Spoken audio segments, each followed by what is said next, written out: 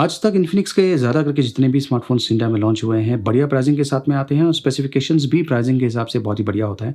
अगर आपको याद होगा इन्फिनिक्स हॉट 8 बहुत ही बढ़िया किस्म का स्मार्टफ़ोन था और किसी ने भी एक्सपेक्ट नहीं किया था कि इन्फिनिक्स उसे उस प्राइस में, उस समय लॉन्च करने वाला होगा। वैसे दोस्तों इन्फिनिक्स ने इन्फिनिक्स नोट 7 सीरीज़ का स्मार्टफ़ोन केन्या में लॉन्च कर दिया है और ये जो स्मार्टफ़ोन है, ख़ास करके अगर आप इन्फिनिक्स नोट 7 की बात करें, तो इसका प्राइसिंग केन्या में है तकरीबन 18,000 के आसपास। अब अगर आप इसे इंडियन रुपीस में कन्वर्ट करेंगे तो ये पड़ जाएगा तकरीबन 13,000 रुपए के आसपास।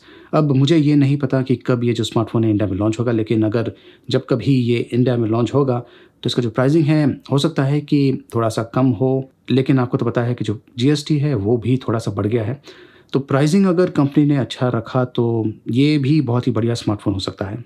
इन्फिनिक्स नोट 7 की खासियत ये है कि ये फिंगरप्रिंट सेंसर के साथ में आता है जो साइड में दिया हुआ है। आपको तो पता है कि आजकल बहुत सारे जो स्मार्टफ़ोन्स लॉन्च हो रहे हैं, उनमें जो फिंगरप्रिंट सेंसर है वो साइड में दिया हुआ है। तो ये जो स्मार्टफ़ोन होगा, ज़ाहिर है कि सबसे सस्ता स्मार्टफ़ोन होगा जिसमें साइड में फिंगरप्रिंट सेंसर दिया हुआ है।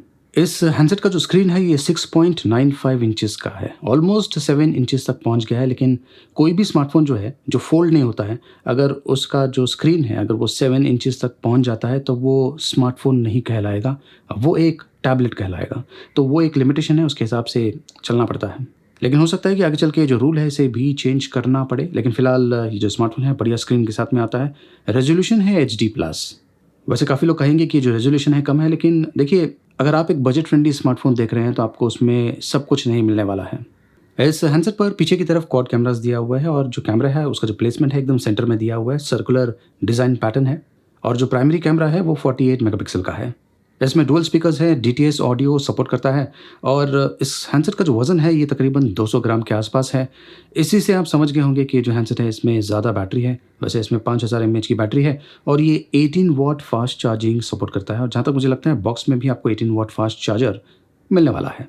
अब मेन मुद्दे की बात करते हैं, इसमें किस प्रकार के प्रोसेसर का उपयोग किया गया है। ज़ाहिर है मीडियाटेक, इसमें MediaTek Helio G70 octa core processor का उपयोग किया गया है। वैसे ये एक गेमिंग प्रोसेसर है, ख़ास गेमिंग यूज़ के लिए बनाया हुआ है, लेकिन जब कभी ये हैंडसेट आएगा मेरे पास रिव्यू के लिए, तब मैं वो सब चेक कर लूँगा। तो फिलहाल आपको ये जो हैंडसेट है इन्फिनिक्स नोट 7 सीरीज़ का, ये आपको कैसा लगा? कमेंट्स के माध्यम से आप मुझे बता सकते हैं और क्या आप इसके लिए इंतज़ार करेंगे, ख़ास करके जब ये जो लॉकडाउन है ये ख़त्म हो जाएगा तब? तो दोस्तों इस वीडियो में और भी इंटरेस्टिंग टेक न्यूज़ होंगे, लेकिन उसके पहले मैं आपको बता दूं कि एक दिन पहले मैंने एक जो वीडियो बनाया था उसमें मैंने आपको कुछ प्रश्न पूछे थे और मैंने एक लकी विनर को सेलेक्ट किया है ड्रॉ के माध्यम से और उस लकी विनर को मिलने वाला है 500 रुपये का अमेज़न गिफ्ट वाउचर। अब वो लकी पर्सन कौन है वो मैं आपको इस वीडियो में बाद में बताने वाला हूँ। शाओमी ने एक ट्वीट किया हुआ है जिसमें उन्होंने कहा है कि 30 अप्रैल को वो एक नया रेडमी नोट 9 सीरीज़ का स्मार्टफ़ोन लॉन्च करने वाले हैं। ये एक ऑनलाइन लॉन्च इवेंट होने वाला है। आपको तो पता ही है कि इंडिया में रेडमी नोट 9 प्रो लॉन्च हो चुका है और ऐसा माना गया था कि साथ में रेडमी नोट 9 भी लॉन्च होगा।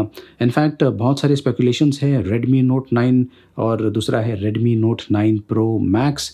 देखते हैं कि 30 अप्रैल को क्या लॉन्च होता है। आपको क्या लगता है? कमेंट्स के माध्यम से आप मुझे बता सकते हैं। अगर आप मी A3 स्मार्टफ़ोन का उपयोग कर रहे हैं और हाल ही में आपको कुछ अपडेट्स आया हुआ है जिसके बाद जो हैंडसेट है उसका जो परफॉर्मेंस है वो इतना अच्छा नहीं है, हैंग हो रहा है या फिर आपको अन्य प्रॉब्लम्स मिल रहे हैं, तो मैं आपको बता दूं कि एक और अपडेट आने वाला है। इनफैक्ट अपडेट रोल होना शुरू हो चुका है। तो ये एंड्रॉयड 10 का अपडेट है। इसके पहले भी एंड्रॉयड 10 के अपडेट्स आए थे लेकिन वो बगी किस्म के थे, इसलिए उन्हें स्टॉप कर दिया था। लेकिन फिर से ये जो प्रोसेस है ये शुरू हो चुका है। लेकिन सोचने वाली बात ये है कि क्या आपको इस समय लॉकडाउन के समय आपका जो स्मार्टफोन है उसे खास करके जो सॉफ्टवेयर अपडेट्स आते हैं उसे करना चाहिए या नहीं?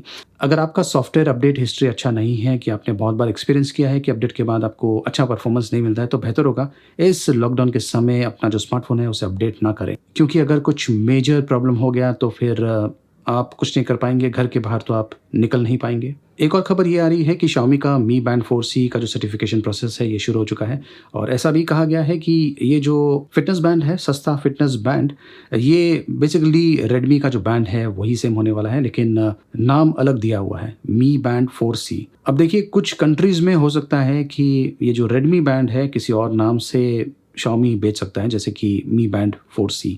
तो फिलहाल इंडियन यूजर्स के लिए ये इतना एक्साइटिंग न्यूज़ नहीं होगा। अब मैं आपको 2 ख़ास न्यूज़ के बारे में बताने वाला हूँ जो कि एप्पल की तरफ से है और उसके बाद में मैं आपको बताऊँगा कि वो जो अमेज़न ₹500 का जो गिफ्ट वाउचर विनर है, उसका नाम क्या है? दोस्तों खबर ये है कि आईफ़ोन यूज़र्स को अगर एक ख़ास किस्म का टेक्स्ट मिल रहा है जिसमें इटालियन फ्लैग है और साथ में सिंधी कैरेक्टर्स हैं। ये जो ख़ास किस्म का कॉम्बिनेशन है, इससे जो आईफ़ोन्स हैं वो क्रैश हो रहे हैं, मतलब कि हैंग हो रहे हैं या बहुत ही स्लो चल रहे हैं या फिर लैग हो रहे हैं। ये एक प्रकार से बग है जिससे हो सकता है कि एप्पल जल्दी फिक्स कर दे, लेकिन अगर आपको इस प्रकार का टेक्स्ट मिलता है और ख़ास करके अगर आप आईफ़ोन का उपयोग कर रहे हैं तो नोटिफ़िकेशंस को डिसेबल कर दीजिए और जो आईफ़ोन है उसे रिस्टार्ट कीजिए, अगर आपको इस प्रकार का टेक्स्ट मिलता है तो। अमेज़न ₹500 का गिफ्ट वाउचर का विनर है अनमोल दीप सिंह। कांग्रेचुलेशंस अनमोल दीप जी, आप जीत गए हैं ₹500 का गिफ्ट वाउचर और ये आपको ईमेल के माध्यम से मिल जाएगा। एप्पल आईफ़ोन का जो सेल है काफ़ी बढ़िया रहा Q1 2020 में और ख़ास करके इसका क्रेडिट जाता है आईफ़ोन 11 के लिए, जिसका प्राइसिंग काफ़ी बढ़िया है। इनफैक्ट उसी के कारण जो आईफ़ोन का सेल है लास्ट ईयर था 18% और इस साल पहुँच गया है 33% पर। जो मार्केट शेयर है वो डेफ़िनेटली इंक्रीज़ हुआ है एप्पल का। तो दोस्तों इस टेक न्यूज़ में इतना ही।